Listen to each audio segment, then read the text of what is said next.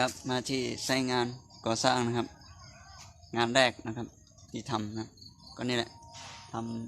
ำอะไรนะที่เก้งที่กั้งอะไรนี่นะครับนะก็มานี้อันนี้เขาเรียกว่าที่ทำแบบนี้นะครับนะก็ไม้ไผ่เนี่ยนะครับ ที่ผมเคยเห็นนะครับ ตอนผมเป็นพระเคยเห็นนะครับ ก็ทำแบบนี้แหละก็สังเกตดูก็ลดได้ลงมือ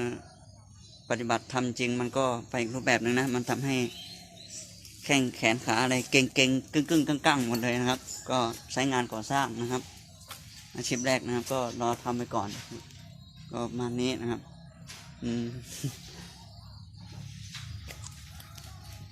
ก็เป็นญาติใกล้ๆบ้านนะครับ ที่เขาฝากมาทำให้นะครับ ก็ประมาณนี้นะครับโอเคครับทำนี่นะครับไม่ทราบว่าจะ ยังไงแต่ว่าถ้าใช้งานก่อสร้างนี่ก็คงจะวันละไม่ต่ำกว่า300แน่นอนนะประมาณนั้นนะโอเคครับเดี๋ยวขอตัวทำงานก่อนครับผม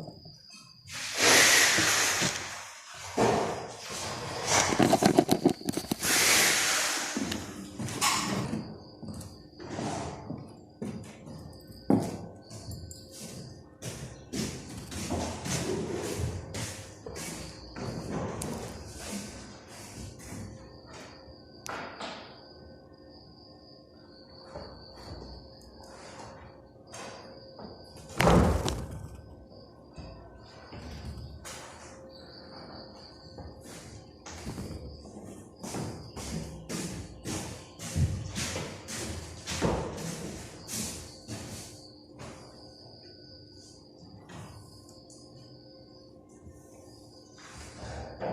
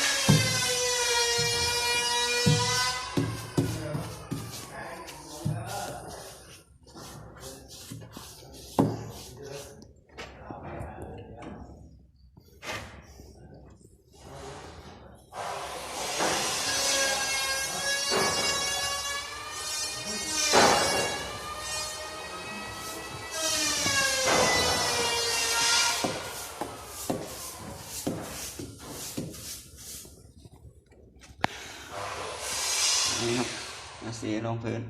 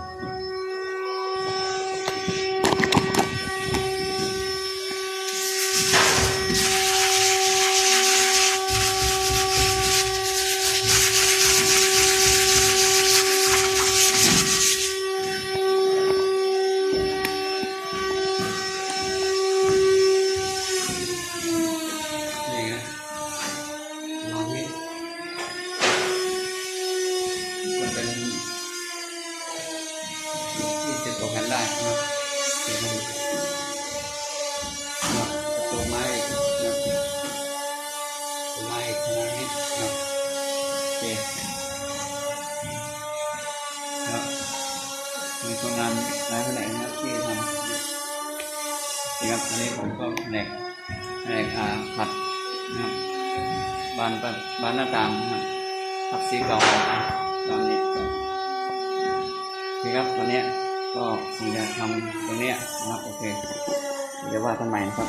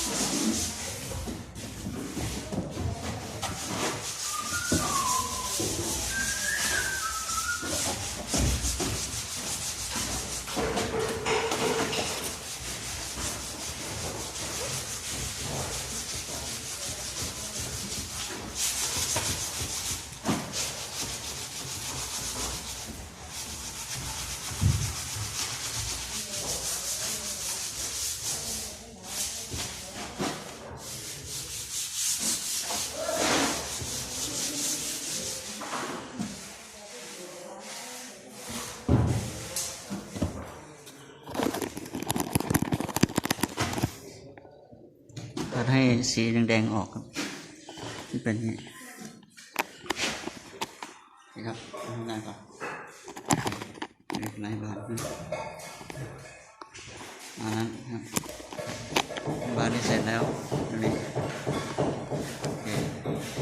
กำลังนี่ครับนี่ก็ขัดนะครับเป็นประตูหน้าต่างนะครับบานไม้นะครับก็ทั้งหมดนี่ก็เกือบ20 บาทนะครับก็ขัดเนี้ยนะก็จะเอาให้มันเป็นสีขาวๆนี่นะครับให้สีเก่าออกขัดสีเก่าออกนะครับสีเก่ามันจะเป็นข้ามแดงๆอย่างนี้นะครับนะก็เอาให้มันขัดให้มันเป็นเอาให้เป็นพื้นสีขาวนะครับก็ประมาณนี้นะครับก็นั่งขัดเมื่อวานก็นั่งขัดแค่ทั้งวันนะครับก็ยังไม่เสร็จนะครับก็เยอะนะครับก็ใช้เวลาขัดนี่ก็โหออกแรงเต็มที่เลยนะครับ กว่าจะออกมาลักษณะนี้ประมาณนี้นะก็พอใช้ได้นะครับก็เอาคราบสีเก่าออกนะสีเป็นสีแดงๆนะก็จะเอามาใหม่นะครับก็นี่นะครับเดี๋ยวไว้ยังไงมันจะขัดอีกทีนึงนะครับขัดตามนี้นะครับก่อนจะออกนี่ก็ต้องใช้เวลาเช่นกันนะครับต้องขัดถูๆเงี้ยที่ต้องใส่ถุงมือนะครับเพราะมันเสียดสีนะครับนี่จนขาดแล้วนะครับต้องใส่ถุงมือทั้ง2 ข้างนะครับเพื่อเน้นแล้วก็อันตัวนี้นะครับเป็นไส้นี่นะครับก็สอดใส่นี่นะครับเพื่อที่จะเป็นแกนแข็งๆหน่อยนึงแล้วขัดไปฮะก็จะออกประมาณนี้นะครับโอเคครับอันนี้ก็เป็นประสบการณ์ครั้งแรกนะครับกับใช้งานก่อสร้างนี้นะครับสำหรับผมเองนะครับเป็นประสบการณ์ครั้งแรกเลยนะครับกับการก่อสร้างนะครับโอเคครับแล้วก็อย่าลืมกดติดตามกดไลค์กดแชร์กด Subscribe กดกระดิ่งแจ้งเตือนให้กันด้วยนะครับโอเคครับผม